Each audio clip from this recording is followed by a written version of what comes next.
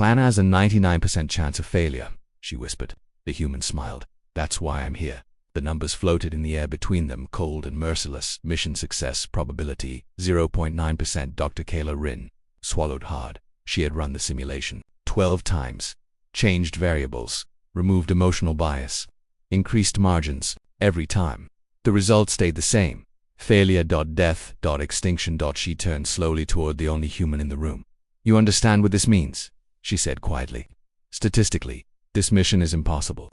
The human leaned back in his chair, boots crossed on the edge of the command table, hands folded behind his head as if they were discussing whether his name was Jack Mercer, former frontline extraction, former everything that required being where no one else wanted to go. He glanced at the projection, then at her. Yeah, he said calmly. 99% chance we fail. Kayla lowered her voice. Everyone dies. Jack smiled. That's why I'm here. 1. The world that was already lost to planet Helia Prime burned beneath the station's observation windows. Once it had been a thriving multi-species colony. Now it was a cracked sphere wrapped in storms of ash and fire. The planetary core was destabilizing, cracked by an ancient mining lattice. No one fully understood until it was too late. In 30 hours, Helia Prime would tear itself apart. Million people were still on the surface. Evacuation ships had failed. Automated systems collapsed.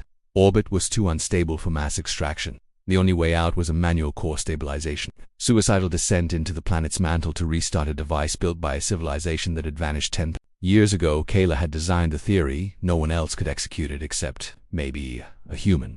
To why humans were different. Kayla watched Jack walk through the prep bay, checking gear that wasn't meant to be worn by someone organic. The suit was experimental, layered with adaptive shielding, heat sinks, and gravitic anchors.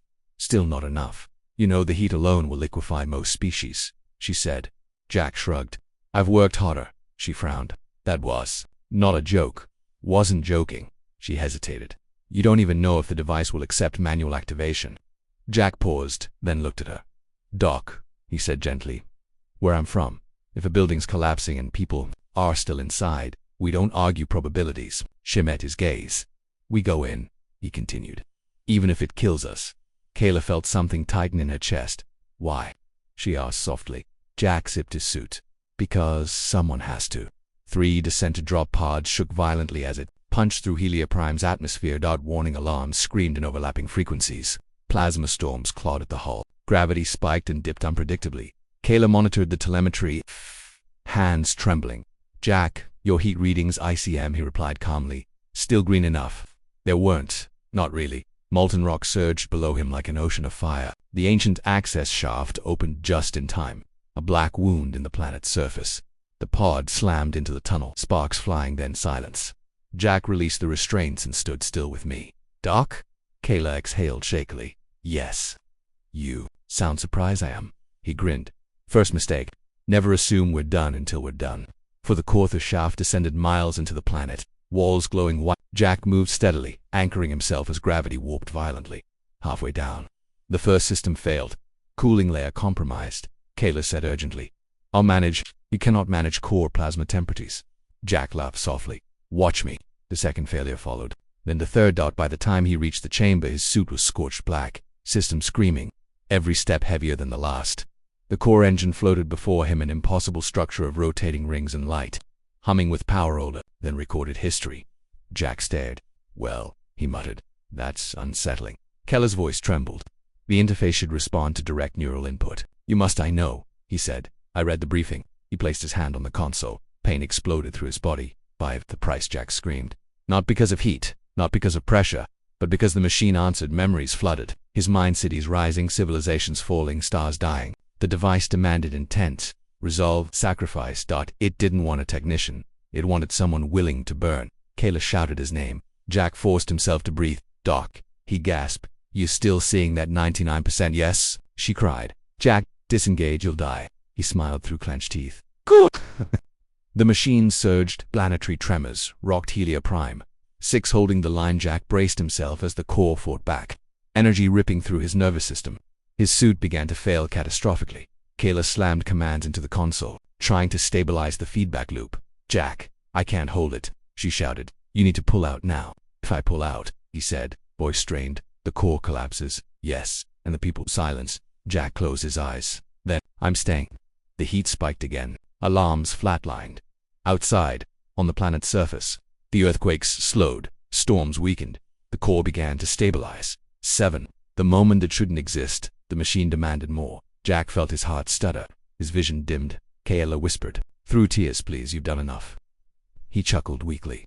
"Funny thing about humans," he said, "we don't stop just because the odds say we should." With a final roar, he redirected the energy flow force in the engine into equilibrium. The chamber went quiet. The planet stopped shaking. For a heartbeat, nothing happened. Then core stabilization. Kayla collapsed into her chair, sobbing. "Jack," she whispered. Static. Then a voice. "Hey, Doc." Her breath caught. "You're alive?" "Define alive," he said. "But yeah, still here." 8. Aftermath extraction teams pulled Jack from the shaft hours later. He was unconscious, body burned, heart barely beating but alive. Helia Prime was saved. 5 million lives continued. Because one human refused to accept statistics. Weeks later, Kayla stood beside Jack's recovery bed. He opened one eye. "Tell me," he rasped, "did I beat the odds?" She smiled through tears. "You did the impossible." He smirked faintly. "Yeah," he said. "That tracks." 9. What the galaxy learned. The report spread across known space. Other species debated probabilities, calculated risks, modeled outcomes. Humans read the same data and asked a different question. "Who's going in?" Kayla presented her findings to the council weeks later.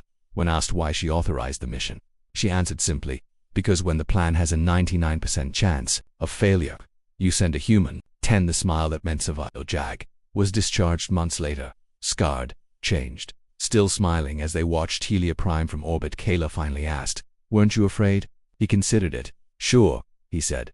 "But fear doesn't decide what we do. What does?" He looked out at the living planet. "Who needs us when it matters?" She nodded slowly, and for the first time, she understood.